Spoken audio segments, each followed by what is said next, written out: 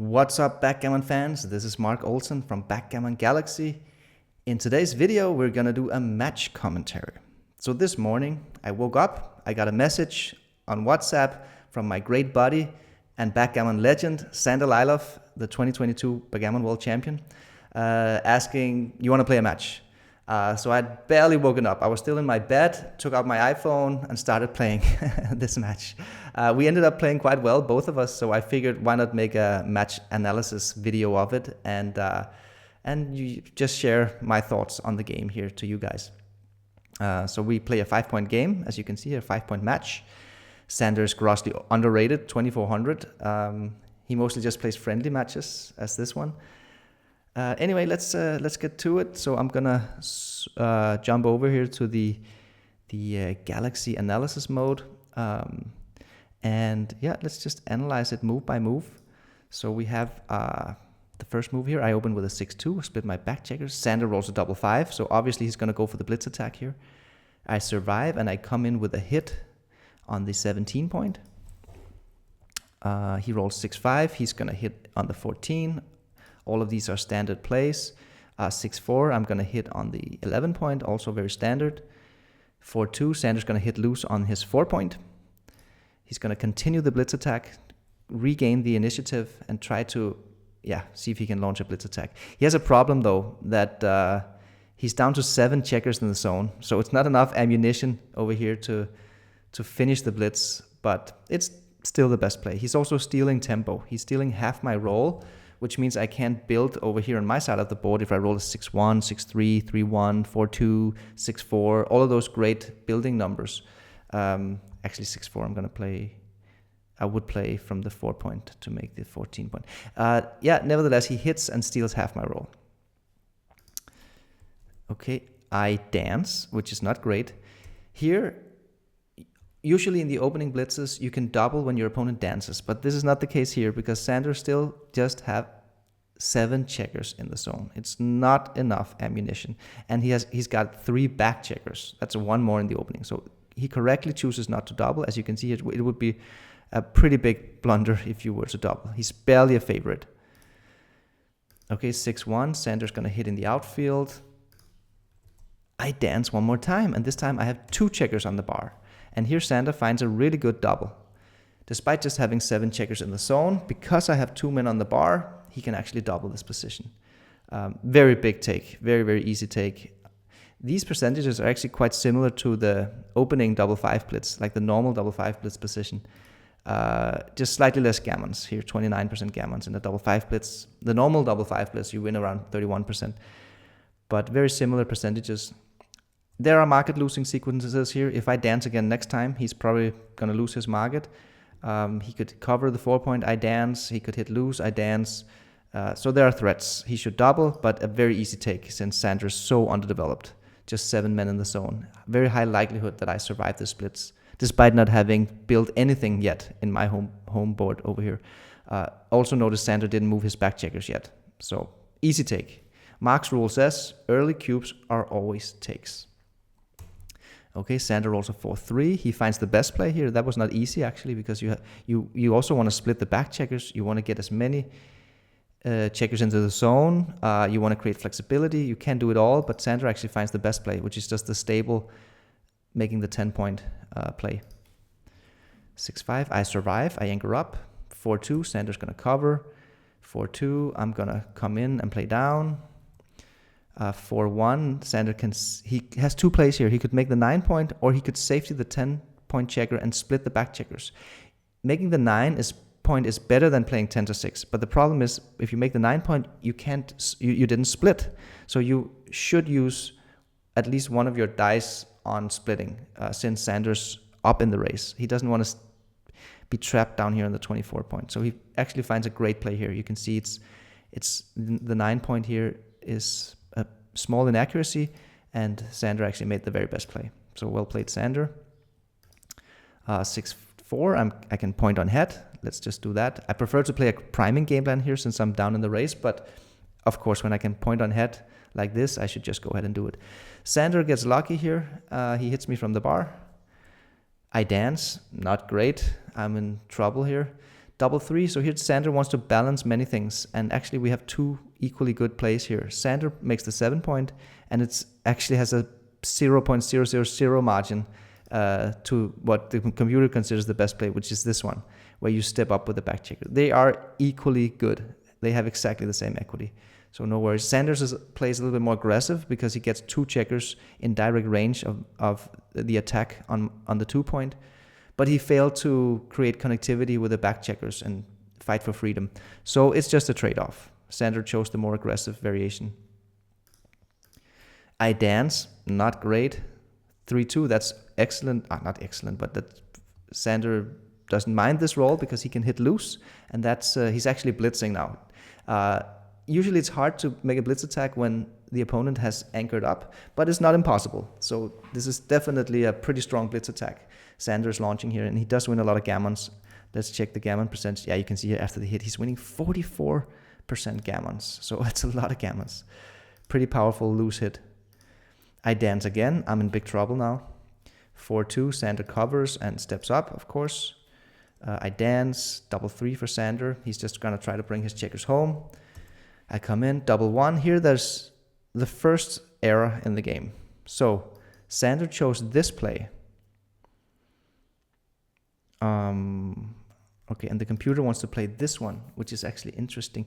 I think I would have played the middling play, like 10-7 and stepping up to the 21 point. Why would you leave the shot over here? I'm not sure.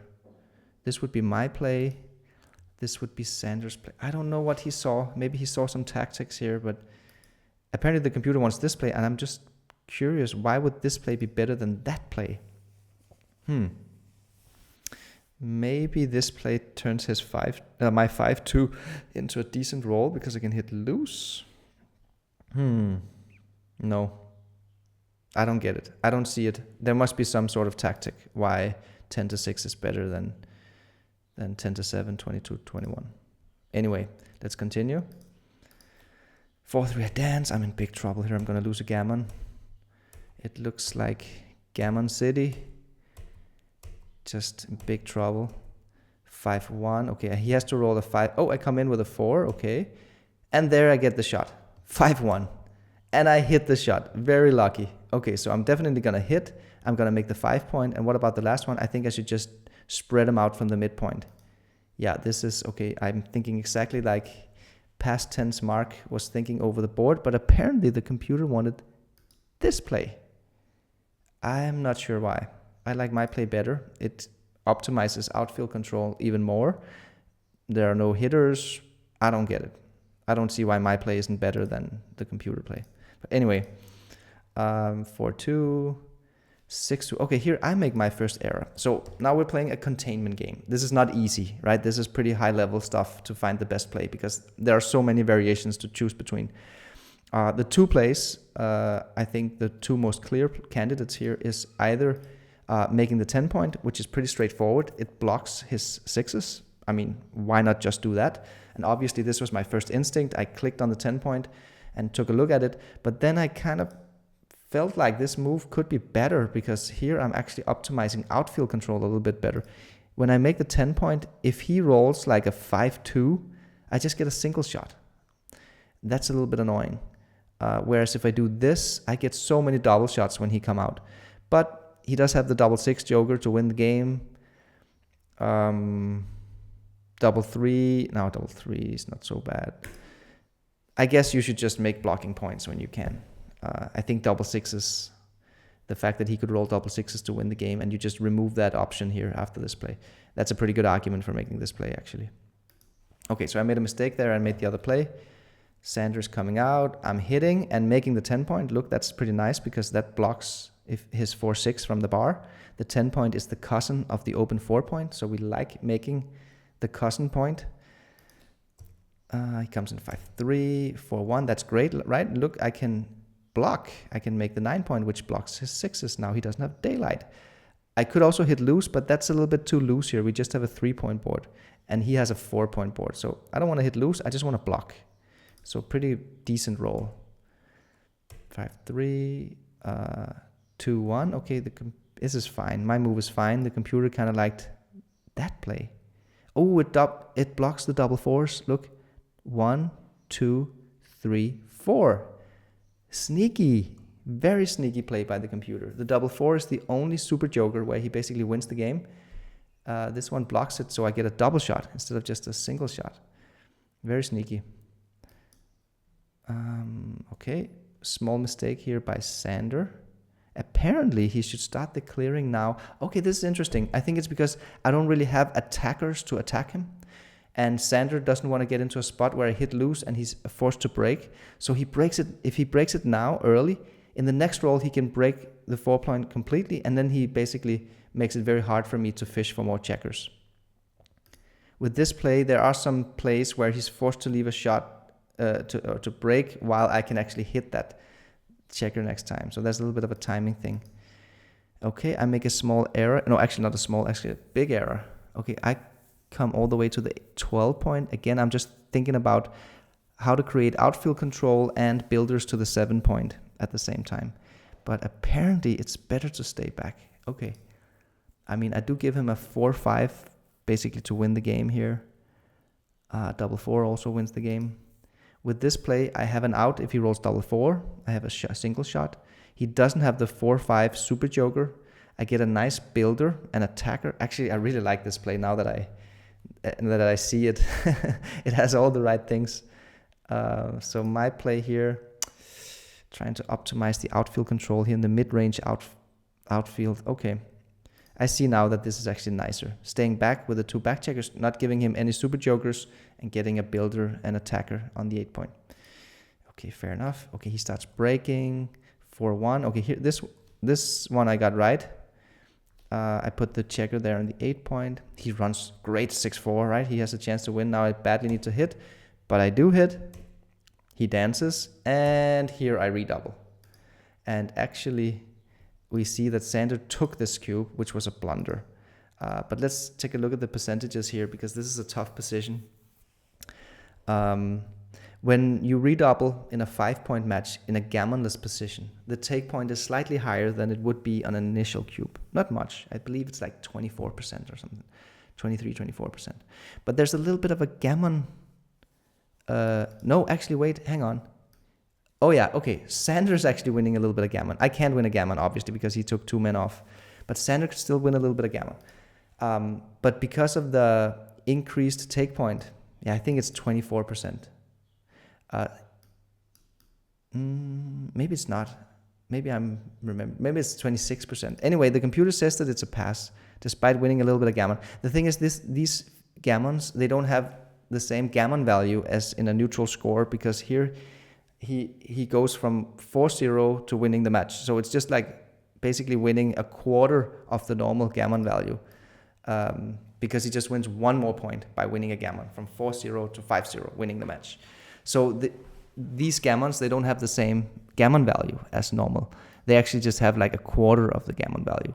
So if you add if you calculate your gammon adjusted winning chances, you can't take half of the gammons and add them to your wins. You have to take here like a quarter or even less of the gammon. So it's not a lot that it adds to your gammon adjusted.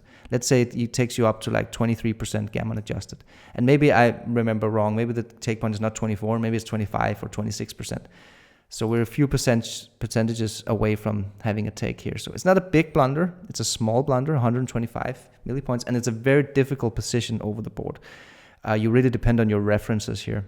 Sander has 2 men off, but I have an incomplete prime. Sander does have chances to come in and try to scramble his way out, but most likely he won't. I felt like this was a good time to double, and I felt like I was giving him a hard decision here, which I certainly did. So he took it, which was the only blunder so far. 4-3. Here, my instinct was to make this play the best play. Just aiming for builders for the 7-point. And the thing is that the only way he can get out here is first to go to the 7-point. So this one would give us a quadruple shot on the 7-point. My play, here we only get a triple shot if he gets out to the 7-point. I think that's a problem. It is nice to get a builder to the 6-point, but I think we want a quadruple shot on the 7-point in case he rolls a 1-6 or a 3-4. Okay, so Sander's forced to play 4-2, And now we're just gonna try to close him out and keep him contained. Double 5 is a great shot. It fills out the gap, right? I can fill out the gap on the 3-point and I can hit loose. That's what I chose to do. Double 6s is not particularly great. He dances 6-4. Okay, I'm forced to leave a shot, but I do make the best play. He dances double 2. I'm just bearing off as many checkers as I can while still preserving a 5-point board. He comes in, and then we just have a straight race. Let's see who wins this race. Okay, I won the race, and I'm up 4-0. Second game. Let's disable the arrows here. Yeah, okay, 6-3, 3-2. This is interesting. Computer actually likes this play. It's because of the score. Gammons don't matter at this score. Basically, at Crawford, 5 away, 1 away. So Sander could make this very interesting and bold play. But this is also fine. This is the standard play that Sander's playing. 6-3, great. I can anchor up and make an outfield point. 6-3 for Sander. Okay, Sander chose to make the offensive 5-point. This is a gammon go style move where he doesn't anchor up with the back checkers. The fact that I have an advanced anchor gives Sander a huge incentive to also create an advanced anchor. Otherwise, he's going to lose the anchor war, which is the position where your opponent has a more advanced anchor than you. And that's just not a great situation to be in, especially when we're just talking about winning chances. We don't care about gammons. So Sander makes a gammon go style move here by making an inner board point. But the best play was actually to anchor up with a 3. So now we're playing a mutual holding game. I thought over the board that he should just come out and make the 18-point. But I guess the computer plays slightly better because of the blot on the 11-point. It is a liability. He doesn't really want to get hit. And Sander's a little bit behind in the race, so maybe it's not that bad to have a slightly further back anchor. And the 21-point anchor, it does give perfect contact to the 15-point. Okay, 6-3, I have some options here. It's pretty close, actually. I was also looking at this play. I wasn't so much looking at the single hit because I thought the double hit was better, but we see here that it's very close in equity. Double hitting, I'm just playing a racing game here, a holding game, basically, trying to get my checkers home. So the double hit is the safest play. It's the play that leaves fewer shots. It's just 12 shots, all aces and double 5s from the bar. If I do this one, I leave 11 direct plus 5-1 plus 4-5. So that's 15 shots. With this one, I leave way more because it's almost like a double shot from the bar. But I do get to keep the 10-point. This is structurally sound, this play. It's pure because I don't put checkers deep and I keep my structure. It is actually also a nice play. It's just more risky, more hitting shots here. Nevertheless, I've found the best play, the double hit. Sander's coming in with 1. I hit and cover, making the 5. Sander dances. Ooh, okay, so I'm going to play a blitz attack here. I don't care about winning a gammon. I just need 1 point to win, but it's simply also just the best way to win the game. I don't want him anchoring up. So I'm just going to go for the blitz attack and try to close him out. 5-1. Okay, here I was considering actually making this play where I double hit and then I can get off the 18-point anchor, but I figured it was a little bit loose.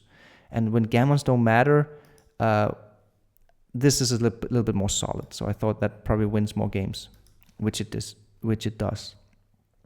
Okay, 4-3 here I make the double, double falcon play when you break the anchor and come out with both of them at the same time. Apparently this was equally good at just going all the way. But now is a good time to get off the 18-point, right? Your opponent just danced. You need to get home. Connectivity during blitz is the name of the concept. Sander enters with a hit.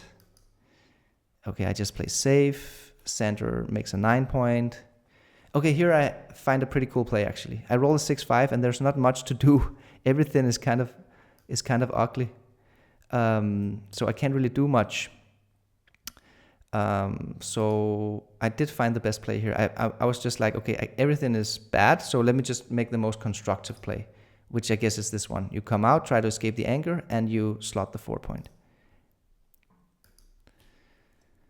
Okay, Sander rolls a joker here, double hits. I come in with 1. This would be a double if we could, but it's the Crawford game. Sander makes a great play here. He hits loose and creates flexibility.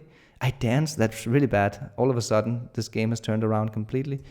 I'm surprised. Oh, this is a good play by Sander because most players would have just made the 4 and the 3-point, but he realizes that gammons don't matter. You just need to get freedom, get your back checkers home. That's the easiest way to win the game.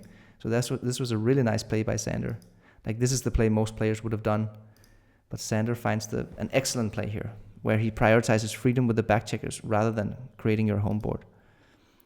Because gammons don't matter at this score. Okay, I come in with 1, 6-1. Again, nice play by Sander. He doesn't hit loose, he just creates structure. That is the best way to win the game. Okay, I come in and I anchor up on the 3-point. Now we're playing a holding game. So Sander's just bringing his checkers home. I'm building my home board. Small mistake by Sander here, slightly more flexible to make this play, but I understand his reasoning. He's trying to strip the rear points so he can clear them. But interestingly enough, this is better. Okay, interesting. 6-4. Okay, this is a tough play to find. Okay, I made the natural play here. I mean, I roll a 6-5. I just made the 2-point, right? Who wouldn't? But apparently there's a better play. The computer wants to make this play, which is like totally a double match point style move. It's like when you just play a 1-point match, which is kind of the case here because gammons don't matter for either one of us. Backgammons do, yes. So it's not exactly a 1-point match, but it's highly unlikely to win or lose a backgammon in this position. So it plays out exactly like a 1-point match. And in 1-point matches, we see this kind of moves where we're just like maximizing contact with the back checkers to optimize shot hitting chances. Even though it looks crazy, you know, would never be right in a normal score where gammons mattered because you could get gammoned here if he closes you out.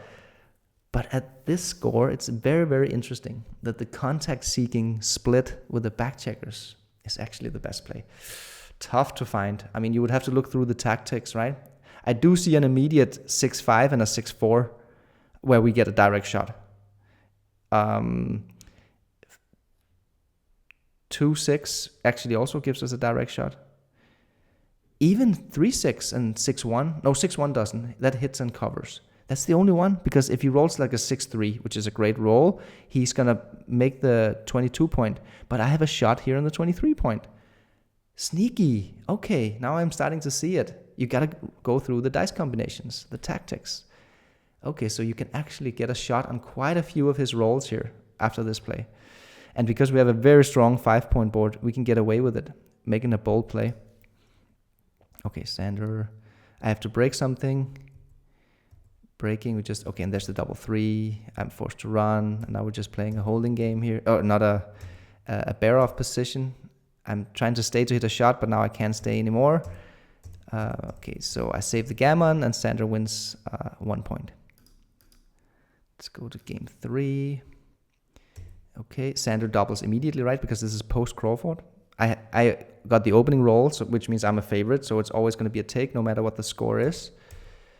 Yeah, Sander hits loose. That's a great shot, right? Because I'm playing gammon save here. I play just as much to not lose a gammon as I do to win this game, because it's a 50% swing either way. If he wins a gammon here, I lose the game. And if I just lose a single, I still have 50%, right? So, and if I win the game, I'm at 100%. So it's a 50% swing either way. It's the same risk reward, which means that I play just as much to not lose a gammon as I do to try to win the game. It's a 1-to-1. It has the same weight. So anchoring up on a high anchor is hugely important at this score. So this is the best roll of the position, actually. Probably better than double 5s, double 1s. Yeah, it's tremendous roll here at this score. Okay, Sander makes a good play there, slot the 7-point. Now with the anchor secured, I'm not that scared of making the loose hit. I get dodged, which is nice. I can build something. Sander runs. Okay, this was a nice play, actually. Double 2. So obviously, I'm making the 4-point. But now the question is, do I want to stay pure and have a pure prime, or do I want to point shift with 5-3, which is slightly less pure? But it does put him on the bar, and it prevents him from anchoring up. It prevents him from running with a back checker. It has many advantages. Okay, it was a very close play, apparently. Very close play. So this was the priming play, the pure play. The switching play is easier at a normal score because you activate more gammons. So I wouldn't hesitate at a normal score. I would easily switch because of the increase in both prime and gammon value at the same time. But I'm just playing to win this game and not lose a gammon. So it doesn't matter if I increase my gammon. I just have to maximize winning chances. And that's why we see these two moves are actually super close. Usually the pure plays are better for just winning the game. And the blitzing plays are better for winning a gammon. Okay, let's continue. I think Sander was like, well played in the chat after that move, the point shift. No, that was the double 3 coming up. Okay, so he dances. 5-4. I run. That's a good time to get off the anchor. He dances again. And I roll a joker here, double 3. And again, I have a choice, prime or blitz. And because of the match score, you have a strong bias to just prime because you can't win a gammon anyway. Nevertheless, I did find the best play here. And this is where Sander sent me a click chat. Well played. He's known for these kind of point shifting moves. This is the priming play. Just getting a gapped 5 prime looks really nice. But the problem is here that he can enter and then he can kind of get a counter game going. Like he enters with a 2-1. He comes in with a 2 and hits loose with a 1. And all of a sudden he could counter prime me. But if I just blitz him, put 2 checkers on the bar, I get time to just run my checkers home. And he doesn't get a counterplay. I don't need to prime him. I'm already way up in the race. So I don't need the priming game plan. I can just play impure and just run my checkers home. So it's actually really nice, the blitzing play here, even just for winning the game. Okay, he comes in with 1. 5-3, not the best. I would have liked to hit loose here to go for the closeout. Now he has a chance of anchoring up next time. Nevertheless, I create this connectivity during blitz where I come home and I make the 8 point. The 8 point is a good asset here. He dances, luckily for me. 4-2, that's excellent. And now it's looking really good. This is almost like a gin position. Let's see how much winning chances I've got. 93% in this position. Plus I have a 4-1 lead in the match. So I'm a huge favorite in the match here. Probably like 97, 98% favorite to win. So it's looking good. I just have to finish the deal here. Here I'm just maximizing builders for the 2 point. 3-2. Making the 8 point is quite nice because now I can play double 6s without in a constructive way, because now I can play 8-2 with double 6s. So it maximizes my dice combinations. 5-2. Again, I'm just trying to optimize for builders or maximize. I can get 4 builders, and I didn't want to have a bad double 6s. But now I roll a double 5, which is really ugly. It's survivable, but it's ugly. I have to bury some checkers here. So I do this. He comes in with a 2, which is his best thing, best roll. I can't point on head, but at least I clear.